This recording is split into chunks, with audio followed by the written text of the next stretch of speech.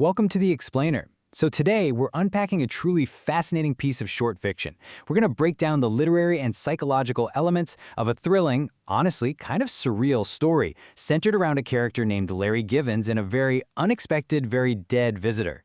Today, we're mapping out exactly how the story builds tension, plays with reality, and ultimately leaves us questioning everything we just read. I absolutely love unpacking stories this way because visualizing the narrative structure just makes the underlying mechanics so clear. It's like looking at the blueprints of a magic trick. So grab your own cup of coffee and let's get started. Okay, let's dive right into this. Here is the core mystery anchoring our entire explainer today. How exactly does a wildly famous, recently deceased rock star end up standing in the kitchen of an incredibly cynical, everyday guy? It's a brilliant hook, right? It totally defies logic, it defies the laws of physics, and it forces us to immediately question the reality of the situation.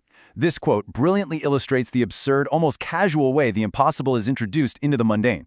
But to really understand the impact of this cosmic collision, we first need to understand the baseline reality of our protagonist. Section 1. The Mundane Morning. You know, before the impossible happens, we are grounded in the painfully ordinary. The story opens heavily focused on the sheer exhaustion of merely existing in modern society. We meet Larry Givens. He hasn't even been awake for an hour, yet he's already mildly irritated with the modern world. Picture him sitting at his kitchen table with sleepy eyes and an empty mug. He presses the power button on his laptop, listening to it softly hum to life, knowing he has to wait a full 20 minutes just for his coffee to brew. The pacing of the text here is deliberately slow and monotonous, perfectly mirroring Larry's own draining morning routine. It's a feeling I'm sure pretty much all of us can relate to, that heavy, slow drag of just starting the day. And the author brilliantly illustrates exactly what is draining Larry's energy. His frustrations are meticulously detailed. He is exhausted by the ridiculous number of switches and buttons he has to interact with. He's completely tired of the endless passwords and glowing screens required just to exist today. And as he scrolls through the news waiting for his coffee, he sees headlines about politicians arguing over new spending cuts proposed by the president. Now, Larry holds a deeply cynical view of this. He feels that very little ever truly changes, regardless of who is arguing. He views the government as functioning much like a noisy old washing machine, making a tremendous amount of noise without actually accomplishing very much. The story uses these specific details to paint a picture of a man who is utterly unimpressed by the world around him. Section 2. The Obituary. So just as we're settling into Larry's cynical, slow-moving morning, the narrative tone shifts abruptly. His mindless scrolling is suddenly interrupted by a shocking headline. Carl Rhinehart, the notorious former lead singer of the rock band Cruiser, is dead at 80 years old. The article explains that Carl reportedly died overnight in a San Antonio hospital following a long battle with lung cancer. Now, if you grew up in the 1990s, the text reminds us, Carl was an absolute legend, famous for his turbulent career, outrageous concerts, on-stage meltdowns, and his habit of literally swearing at audiences. Larry actually vaguely remembers owning one of their concert DVDs. He reads this, mutters to himself that even old devils have to go eventually, and closes his laptop. But before he can even pour that coffee he's been waiting for, he hears the front door latch click open. A cold draft rolls in, and then a loud, raspy voice, dripping with Texas swagger, demands to know if Larry survives entirely on powdered garbage. This brings us to a fantastic visual contrast. On one hand, we have the man from the obituary, an 80-year-old who just passed away in a hospital bed surrounded by oxygen tubes and beeping machines. But on the other hand, we have the intruder currently standing in Larry's kitchen, just rifling through his cupboards. This man looks no older than 35. He's wearing faded leather pants, motorcycle boots, a sleeveless denim vest, and enough silver jewelry to stock a pawn shop. His long blonde hair explodes outward in every direction. It is the young, vibrant Carl Rhinehart from old music videos and magazine covers, swaggering around and demanding real coffee. The contrast is sharp, jarring, and completely shatters the mundane reality we established in that first act. Section 3. The Cosmic Loophole. This is where Carl absolutely takes over the narrative, defying all known laws of life, death, and, well, basic home security. So the crucial point here is how Carl actually explains his presence. When Larry stammers that he just read Carl's obituary 5 minutes ago, Carl casually waves it off. He admits the hospital ending was terrible, he says he hated it immediately, the oxygen tubes, the beeping machines. He simply decides he isn't interested in dying just yet. He claims the universe offered him a loophole, and he fully intends to exploit it.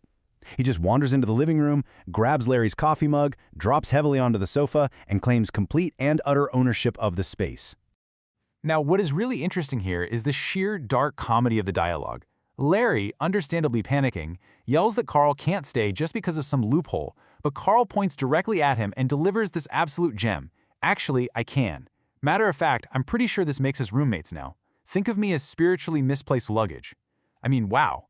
Carl shows a total disregard for Larry's desperate protests. He doesn't care that Larry's face is tight with alarm. In fact, his very next question is to ask if Larry owns a guitar, noting that they have a lot of lost time to make up for.